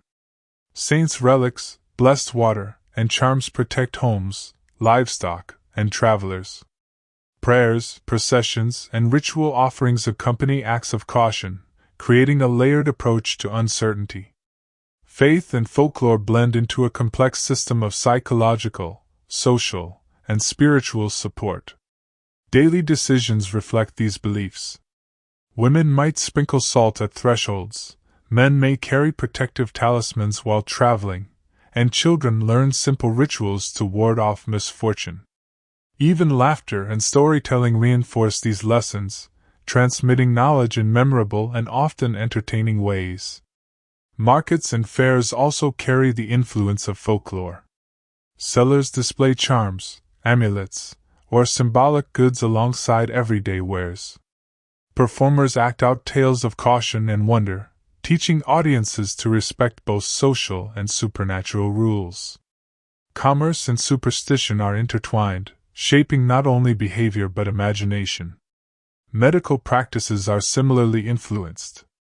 Healing often combines herbal remedies with prayers, charms, or rituals aimed at spiritual causes of disease. The boundary between science, superstition, and faith is fluid. Effectiveness is judged pragmatically, sometimes surprisingly accurate, other times symbolic. Animals, too, are interpreted through myth. Birds, cats, and livestock are read as omens or guides. A sick cow may signal misfortune, a crow overhead may foretell danger. Humans learn to read nature, blending observation with imagination, ensuring that attention to detail carries both practical and spiritual significance. Even architecture reflects belief.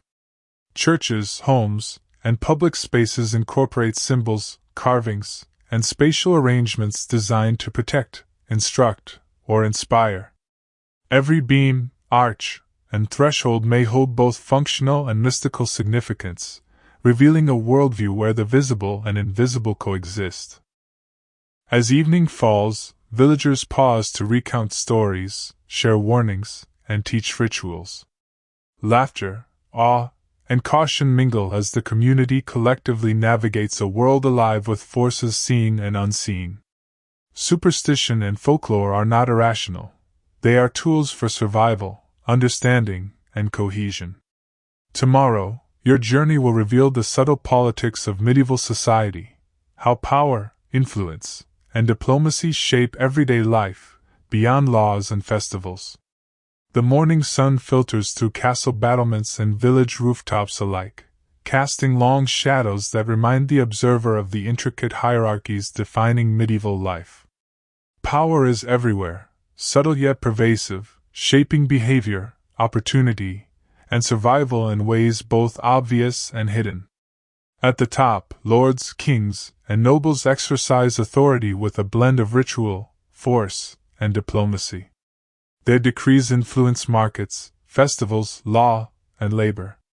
Yet power is fragile.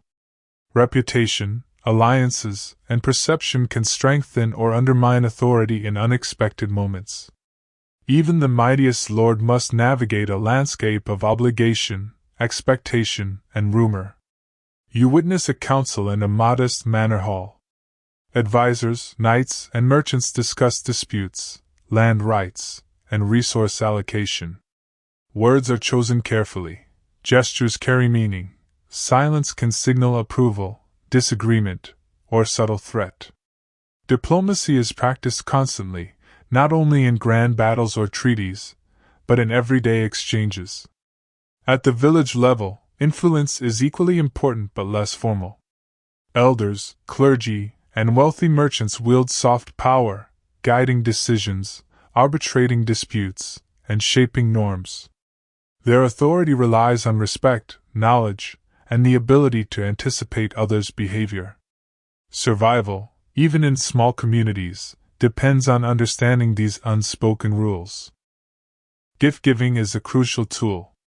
A well-chosen gift, a piece of cloth, a small coin, or a rare herb, can cement alliances, gain favor, or smooth over conflict. Conversely, omission or insult may provoke resentment. Social intelligence is as valuable as martial skill, and careful observation determines success or failure. Marriage, too, is a form of diplomacy. Families negotiate unions to secure property, alliances, or social advancement. Love may play a role, but strategic calculation dominates. Children observe, learn, and absorb the subtle interplay of negotiation, hierarchy, and long-term planning. Traveling merchants exemplify the subtle arts of influence. They rely on charm, reputation, and persuasion to negotiate trade in distant markets. Knowledge of local customs, language, and social dynamics determines profit or loss. Success is rarely immediate. It accrues from careful attention, patience, and the cultivation of trust. Even humor and storytelling are political tools. A clever joke, allegory, or anecdote can diffuse tension, signal intelligence, or subtly criticize authority. Those who master this performative diplomacy navigate social landscapes more effectively, often avoiding conflict while gaining respect. Religious institutions intersect with political power. Bishops, abbots, and monks may advise rulers, arbitrate disputes, or influence popular opinion. Faith, law, and hierarchy blend in complex ways, giving spiritual leaders tangible sway over secular decisions. Understanding this intersection is crucial for anyone seeking safety, influence, or survival. Conflict is inevitable, but diplomacy mitigates its severity. Feuds, disputes over land, or competition for resources often resolve through negotiation, mediated by respected figures or ritualized processes. Success in diplomacy requires keen observation, patience, and understanding of social nuance. The peasantry, while subject to authority, develops subtle strategies for navigating power. Obedience may be outward, but negotiation, wit, and careful action maintain agency within constraints. Humor, social bonds, and reputation all serve as tools for survival in a hierarchical system. Even daily rituals carry political weight. Seating arrangements at festivals, market interactions, and patterns of respect in speech signal alignment, hierarchy, and loyalty. Small gestures, a bow, a greeting, or acknowledgement, maintain social equilibrium, and missteps can have disproportionate consequences. By evening, you recognize that medieval politics is not limited to grand battles or courtly intrigue. Power is woven into every interaction, visible and invisible. Diplomacy, observation, and strategy are essential survival tools for all, from peasants to kings. Tomorrow, your journey will uncover the ways medieval communities express creativity, through art, architecture, and material culture, revealing the subtle elegance of everyday life. Morning light spreads across the village and castle walls, revealing details often overlooked, carved doorways, painted beams, and the soft textures of textiles. In medieval Europe, art and material culture permeate everyday life, shaping identity, expressing belief, and reflecting the ingenuity of communities. Architecture is both functional and symbolic. Homes, workshops, and churches are constructed to withstand weather, serve daily needs, and communicate status. Roofs rise steeply to shed snow, walls are thick for insulation, and windows are placed for light, warmth, and privacy. Even a humble cottage displays ingenuity in design, adapted to local materials and climate. Churches and abbeys are the pinnacle of medieval architecture. Towers reach skyward, symbolizing connection to the divine. Stained glass windows tell biblical stories, illuminating interiors with color and narrative. Carvings of saints, animals, and allegorical figures decorate doors, arches, and columns, educating and inspiring villagers through visual storytelling. Craftsmanship extends into everyday objects. Pottery, wooden utensils, woven baskets, and metal tools combine utility with artistry. Simple patterns, textures, and careful construction reveal pride in work, attention to detail, and a desire to leave beauty in even mundane items. Function and form are inseparable. Textiles reflect social identity. Homes display tapestries, rugs, and cloths that denote wealth, status, or taste. Clothing varies in style, material, and decoration, signaling occupation, rank, and occasion. Even peasants incorporate subtle patterns or personal touches, revealing individuality within constraints. Illuminated manuscripts are treasures of learning and devotion. Monks labor over pages, applying pigments, gold leaf, and intricate designs. Each book is a labor of love, combining scholarship, artistic skill, and spiritual dedication. For villagers, these manuscripts convey history, faith, and moral lessons through both text and image. Public spaces also carry artistry. Market stalls, wells, and bridges feature carved wood or stone, subtly beautifying functional structures. Decorative motifs may commemorate events, display guild identity, or convey local pride. Art and utility coexist seamlessly, enhancing daily life without ostentation. Coins, seals, and insignia are small but significant artifacts of culture. They communicate authority, trade networks, and social allegiance. Their design combines practicality with symbolism, embedding history, identity, and power in objects that circulate widely. Even children engage with material culture. Simple toys, carved animals, spinning tops, miniature tools, teach coordination, social roles, and creative imagination.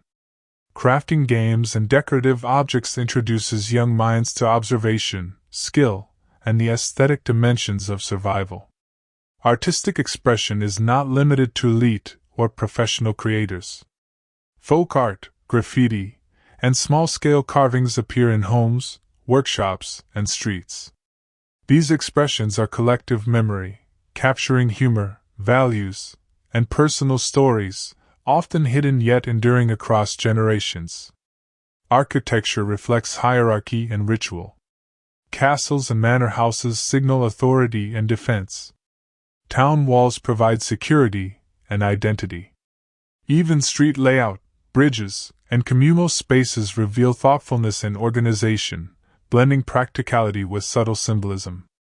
As evening falls, light filters through colored windows, casting elongated shadows over carved floors and walls. The village appears both functional and alive with subtle elegance. Every object, building, and decoration communicates values, creativity, and attention to human experience. Tomorrow, your journey will conclude by reflecting on the lessons, rhythms, and lived experience of medieval Europe, synthesizing survival, creativity, and culture into a gentle meditation on time travel to the past. The sun dips low over the village, casting long shadows across fields, streets, and rooftops. In this quiet hour, you pause to reflect on what you have observed, experienced, and imagined, the texture of daily life in medieval Europe, full of labor, ritual, creativity, and subtle beauty. Life was fragile. Disease, accidents, hunger, and harsh weather loomed constantly. Survival demanded vigilance, skill, and resilience. Yet, even amidst these challenges, people found ways to thrive, to innovate, collaborate, and preserve dignity. Every tool, practice, and strategy was born of necessity, honed through observation, trial, and human ingenuity. Community was everything. Villages functioned as networks of mutual support. Labor was shared, disputes mediated, and knowledge passed orally and practically. Festivals, markets, and religious observances strengthened bonds. Even leisure, music, games, and storytelling carried social and educational value, maintaining cohesion and providing respite from toil. Faith shaped existence profoundly. Churches, chapels, and sacred spaces offered moral guidance, ritual structure, and solace. Spiritual imagination intertwined with superstition, folklore, and observation of the natural world. People understood the unseen as much as the tangible, blending devotion, caution, and creativity to navigate uncertainty. Craftsmanship and artistry permeated life. Blacksmiths, weavers, carpenters, and illuminators transformed raw materials into functional beauty. Objects, buildings, and textiles communicated status, identity, and community values. Even the simplest home bore marks of ingenuity and care, revealing that art and practicality are inseparable in human experience. Social navigation required subtle diplomacy. Power and influence were exercised in courts, markets, and daily interactions. Respect, observation, negotiation, and reputation shaped survival. From peasants to nobles, life was a dance of hierarchy, cunning, and careful decision-making, where even humor or storytelling could carry strategic weight. Innovation was everywhere. Water management, tools, clothing, and agricultural methods reflected observation, experimentation, and adaptation. Medieval people understood the world intimately, its patterns, resources, and risks, and shaped their environment with creativity and patience. Ingenuity was a lifeline as much as a source of pride. Daily life was a rhythm of work, ritual, play, and reflection. Mornings were for labor, afternoons for trade, learning, or craft, evenings for storytelling, reflection, and rest. Life cycles were intertwined with the seasons, the calendar, and the unseen forces of faith and superstition. Each day was a meditation on survival, community, and meaning. Children absorbed these lessons naturally. Through play, chores, observation, and participation in rituals, they learned essential skills, social norms, and spiritual understanding. Education was immersive and practical, rooted in observation, repetition, and story rather than abstract instruction. The beauty of medieval life lies in its integration of necessity and creativity. Survival required skill, observation, and collaboration. Yet humans found ways to weave artistry, ritual, and joy into the mundane. Every meal, market visit, craft, festival, or prayer carries layers of meaning and human ingenuity. As night falls, the village quiets. Smoke rises from hearths, animals settle, and stars appear, timeless witnesses to human endeavor. The lessons of medieval Europe are subtle. Life is fragile but resilient, work is sacred but creative, and survival is inseparable from community, observation, and imagination. If you were to time travel to this world, you would carry more than curiosity. You would carry respect, patience, and awareness. The past demands attention to detail, appreciation for ingenuity, and recognition that every choice, action, and ritual matters. Medieval life is not a spectacle to observe from afar. It is a world to enter, understand, and reflect upon. And as you close your eyes tonight, perhaps you carry a fragment of this past with you, the rhythm of labor and leisure, the warmth of community, the elegance of craft, and the quiet hum of life lived attentively, imaginatively, and with resilient grace.